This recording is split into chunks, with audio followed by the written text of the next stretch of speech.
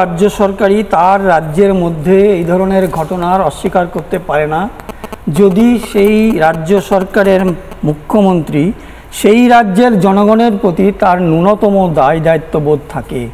এটা হচ্ছে আমার প্রথম কথা।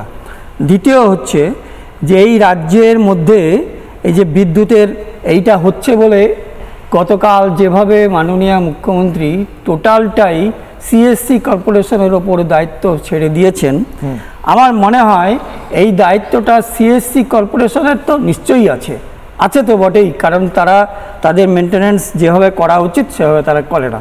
আমরা যেভাবে বলেছিলাম সেটা ডিটেলসটা আছে, আমি পরে বলবো।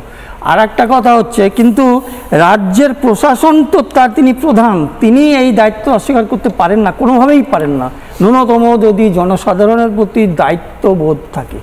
এইটুকু আমার প্রথম কথা। টোটাল দায়িত্বটা হচ্ছে রাজ্য প্রশাসনের।